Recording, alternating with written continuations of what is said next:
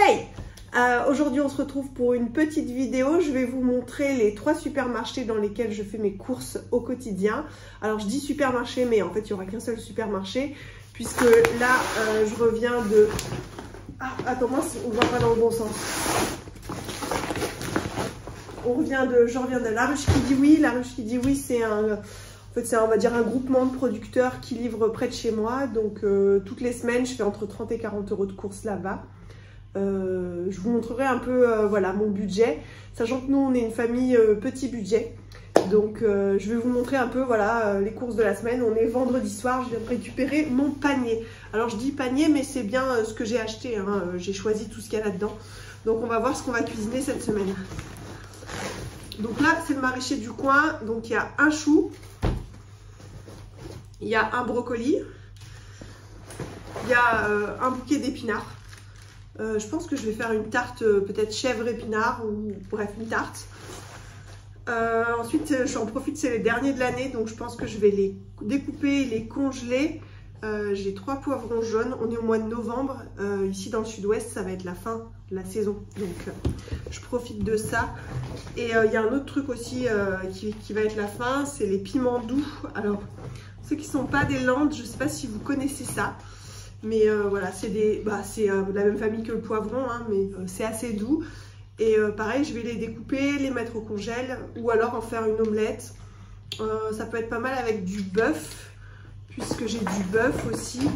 Il est où? Alors, toute la viande, elle est sous vide. Les produits sont soit bio, soit en conversion biologique. Voilà, donc là j'ai de la viande de bœuf, c'est, je ne vais pas trop la montrer, c'est de la viande, ça pas terrible à voir, mais c'est type carpaccio, c'est coupé très fin, et là il y en a 210 grammes, donc 210 grammes pour nous c'est bien pour un soir. Donc vous voyez, avec des poivrons et un peu de riz, ça sera parfait pour une petite recette. J'ai de la blanquette de dinde, 500 grammes. J'ai un talon de jambon blanc fermier, 300 grammes, donc pareil, sous vide. Là aujourd'hui on est le 15 novembre, on peut le garder jusqu'au 27. Donc ça c'est les trucs que je vais découper pour mettre dans une quiche, dans des pâtes, dans un gratin, dans je sais pas, enfin un gratin de pâtes vraiment super. Peut-être que je vais voilà, couper, mettre avec du chou, faire gratiner avec un peu de raclette dessus en façon gratin. Enfin ça va être voilà ce genre de truc, parce que je pense que vous verrez, mais je suis pas sûre que cette semaine je rachète autre chose en viande. Il y a encore 2 autres piments doux. Il y a 1 kg de patates basiques. Donc, tout le monde a déjà vu des patates, hein, donc ça fait 4, 5 et 6 patates. Ensuite, j'avais pris 500 grammes à peu près de carottes, donc ça fait 6 carottes. Il me reste aussi du poireau dans le frigo, et j'ai pas mal d'oignons dans mon stock, donc que ce soit les oignons pour faire rissoler avec ça et avec le bœuf, ça va être pas mal. Ou alors poireaux, pommes de terre, carottes, de quoi faire une soupe. Enfin, vous voyez, c'est... Donc là, j'ai 3 pommes. Pareil, j'avais pris quelques pommes. Donc c'est des pommes, elles sont pas au niveau calibre.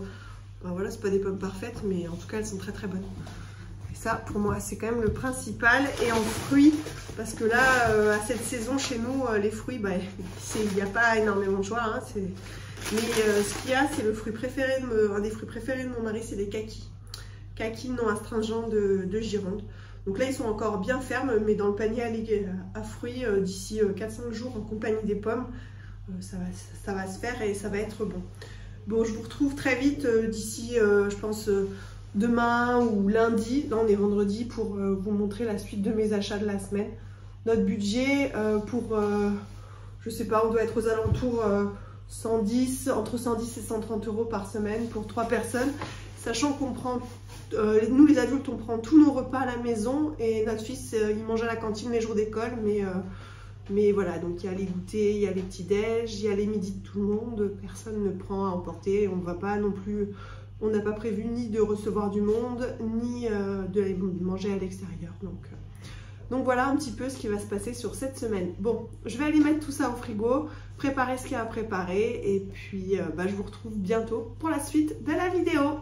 À bientôt! Et nous voilà pour la suite de la vidéo. Je reviens de Leclerc, j'en ai eu pour à peu près 51 euros. Nous, c'est à peu près le budget entre 50 et 70 € qu'on met au supermarché par semaine. Vous allez voir, il y a un peu de tout. Je vous rappelle, on est 3 à la maison. Donc, allons-y. Première chose, est-ce qu'on épilogue là-dessus? Je pense pas. Bon, vous connaissez, moi aussi. Vous savez à quoi ça sert. Vous achetez aussi. Voilà. Ensuite, alors moi, je fais tout le temps le rayon des dates courtes. Je vais tout le temps regarder s'il y a quelque chose qui me plaît et je n'achète que des choses qu'on a l'habitude de consommer. Et là, j'ai trouvé ça. C'est combien de grammes? Un truc comme 350 grammes de bœuf haché bio. Pur bœuf. Donc je fais attention à la viande hachée à pas acheter des mélanges parce que des fois il y a des mélanges avec d'autres trucs. Et quand je peux acheter du bio, vous allez voir dans mes courses, je le fais, mais c'est pas à 100% de mes courses, c'est en partie. Donc ça, clairement, ça va être destination lasagne, spaghetti bolognaise ou hachis parmentier. 350 grammes, c'est bien parce que ça nous fait le repas en général un repas du soir pour 3, plus la gamelle pour les parents le lendemain midi. Donc c'est bien. J'ai eu les petits autocollants Marvel. Voilà, mon fils il a 7 ans et demi, donc il va être super content d'avoir des cartes. Filtre à café. Nous, est-ce que vous la voyez là-bas? Oui, on est de la team cafetière filtre, on boit beaucoup de café. Donc indispensable, j'en avais plus. Kleenex, on est en hiver. J'utilise des lavables, mais pas que. Voilà. Il me semble qu'il y en a 2 paquets. Ensuite, parce que je ne suis pas la femme parfaite, mon fils mange aussi des gâteaux industriels. En ce moment, on est dans un rush de boulot. Pas énormément de temps de cuisiner, c'est goûter. Donc voilà, 2 paquets de gâteaux, ça fera les goûters de la semaine que je pourrais pas lui faire. Plus, même éventuellement, soyons fous, de temps en temps, un petit peu au petit-déj. Voilà. Du sel fin. J'aime bien essayer d'acheter le plus local possible. J'habite dans le sud-ouest, donc sel de l'île de Ré. J'essaye plutôt que du sel de Camargue. Voilà. Le plus possible, j'essaye d'acheter français, bio et local, mais j'achète aussi en fonction de mes moyens et de ce que je trouve. Donc voilà, là par exemple, c'est pas du bio parce que le beurre bio c'est hors de prix et qu'on en consomme énormément. Alors j'achète pas 2 plaquettes de beurre chaque semaine. Mais entre les pâtisseries, moi c'est ce que je mets sur mes tartines au petit déjeuner, j'en mets dans les pâtes, de temps en temps je m'en sers pour les cuissons, béchamel, toutes sortes de trucs, ça part très vite et nous on est de la team demi-sel. Il y en a qui diront le beurre doux c'est pas du vrai beurre, moi je vous dis mangez ce que vous aimez, c'est bien. Donc ensuite crème fraîche, oui le supermarché chez nous c'est beaucoup les produits laitiers parce que on n'achète pas tellement de produits élaborés mais les légumes, les fruits, le fromage, la viande en général j'achète direct producteur mais c'est vrai que les produits laitiers j'ai un peu de mal à me faire aux produits crus et puis donc non pasteurisé. Moi le beurre cru c'est pas trop mon truc, la crème crue c'est pareil, le lait cru c'est pareil, donc c'est vrai que j'achète pas mal de produits laitiers au supermarché au final. Donc là, j'ai de la crème fraîche. Donc ce soir, c'est blanquette de dinde. Vous avez dû déjà voir la viande. Donc la viande, les carottes, les oignons, je les ai en stock. J'ai pas mal de trucs en stock aussi. Hein. Donc crème fraîche, il y aura un peu de citron. Donc je pense que je mettrai le citron vert de mon jardin que vous avez vu dans la vidéo d'avant que j'avais ramassé. Et puis qu'est-ce qu'on met encore dans une blanquette? C'est tout. Puis je vais faire avec des pâtes que j'ai déjà. Du lait entier, ça c'est pour peut-être béchamel pour faire les fameux lasagnes. Ça me fait envie les lasagnes ces jours-ci. Ou sinon les crêpes, la quiche. Allez, j'avais dit peut-être de la semoule au lait aussi cette semaine. Donc il doit m'en rester un peu, mais même si on ne consomme pas tellement de chocolat chaud ou autre, c'est vrai que j'aime bien avoir du lait d'avance. Là je suis un peu dégoûtée parce que 14 décembre la date ça me saoule un peu que ça aille pas plus loin, mais bon c'est comme ça. Et chez nous on est vraiment de la team lait entier, quitte à en manger moins souvent. D'ailleurs nous c'est peut-être un tort mais moi je trouve que les produits allégés sont moins bons, donc jamais de beurre allégé, jamais de crème allégée, jamais de lait demi-écrémé, voilà c'est pas trop notre truc. En parlant de un peu malbouffe, ça alors je crois que c'est même pas français, fabriqué aux Pays-Bas. Normalement, j'essaye d'acheter français, je vous dis. Mais ça, c'est les tranchettes de fromage. J'avoue, c'est la solution de facilité. C'est ce que mange mon mari le matin. Donc, il mange pain, fromage, œuf. Moi, c'est pain, beurre, œuf. Mais voilà, donc les tranchettes sont déjà prêtes. Et voilà, ça lui va bien. Et donc, j'achète ça. Ensuite, encore produits laitiers. Voilà, j'ai acheté ça. Donc ça, c'est 1 kg de faisselle de Bresse moulée à la main. Ma maman est originaire de Bresse. La Bresse, pour moi, c'est vraiment une terre de gastronomie. Et de temps en temps, même moi qui suis exilée, je suis contente de trouver ce type de produit. Donc c'est pareil, c'est un peu coûteux. Mais c'est très très bon. Façon bressane, c'est ça avec de la crème fraîche et du sucre. Je pense qu'on va laisser tomber la crème fraîche. Je mangerai juste ça avec un peu de sucre ou ça avec un petit peu de confiture maison ou autre. Ça sera très très bien pour mes desserts. Côté dessert, mon fils, il mange aussi des yaourts. Alors il m'arrive, il y a des périodes, j'ai des périodes où je les fais, les yaourts. Et puis il y a des périodes où je ne les fais pas. En ce moment, je vous ai dit beaucoup de boulot, donc je ne les fais pas. Et donc ce que je lui prends, c'est ça. Vous savez, les fameux yaourts toucan. Pourquoi je ne prends pas des yaourts nature? Parce que tout simplement, quand c'est lui qui rajoute du sucre, il en met 15 tonnes. Donc là, c'est déjà mélangé.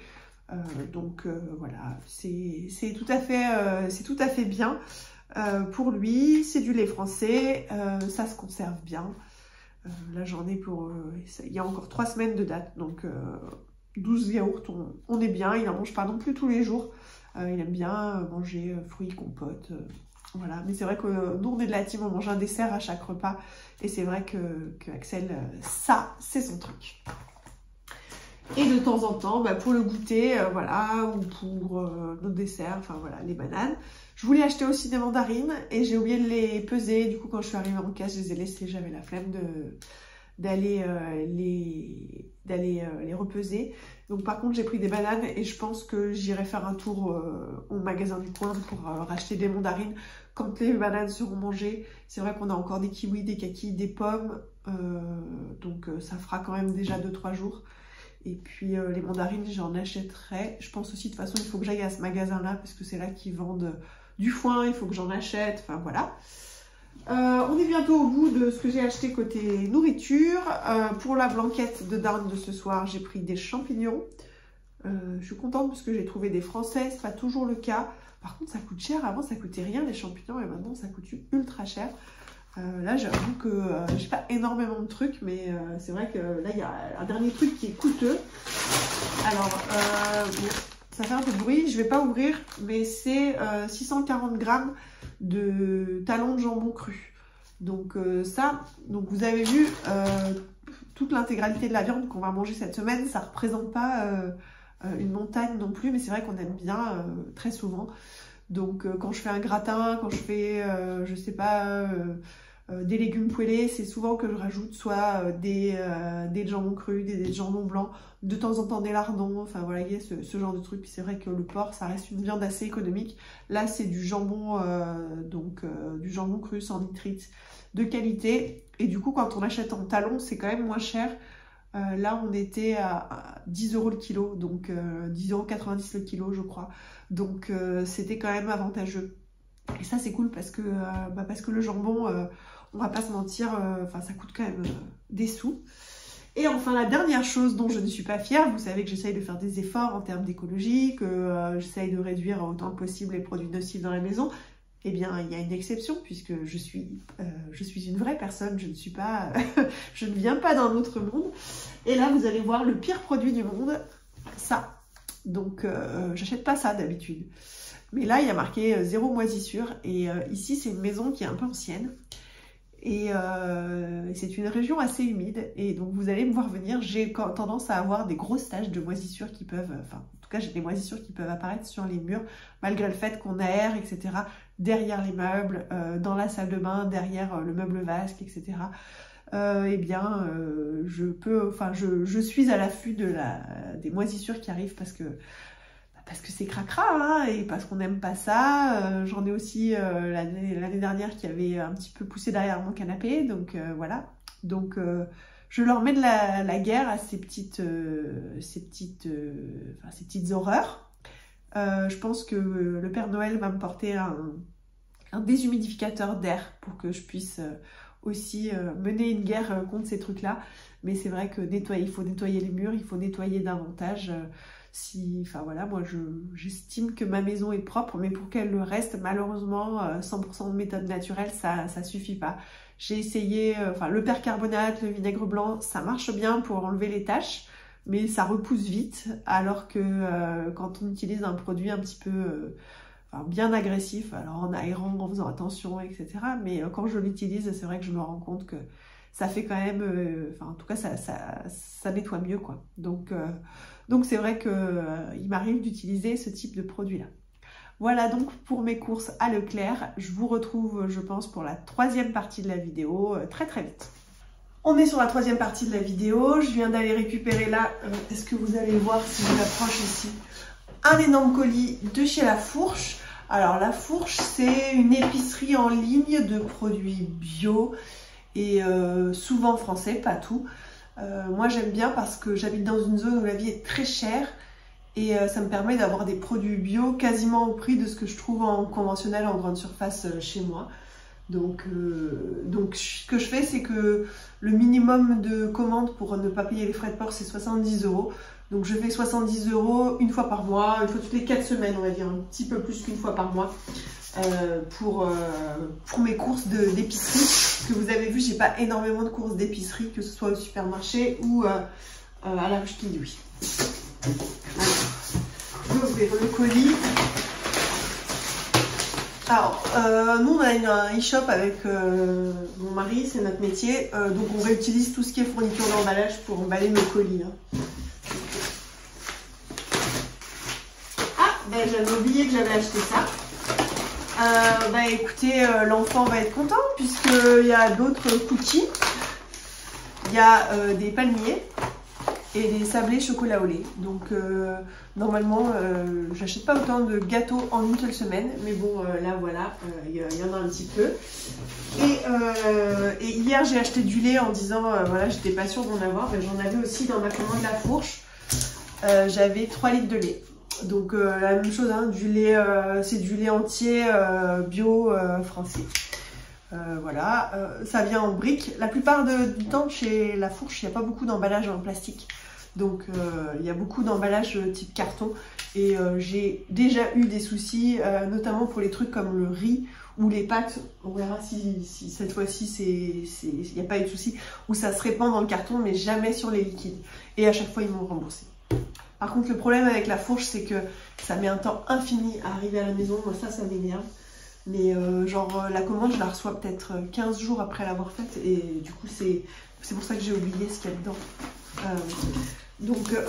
L'indispensable, les farines. Donc, j'ai de la T80, 1 kg.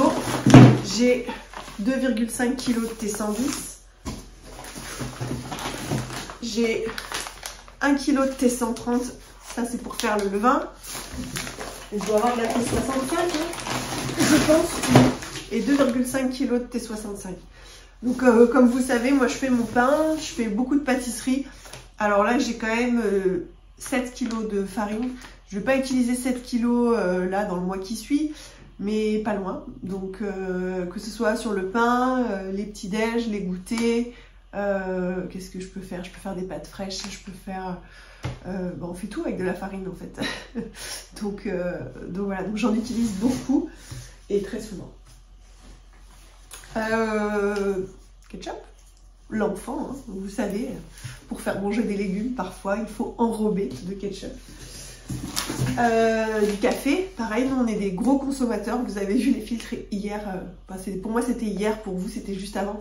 Mais voilà, le café.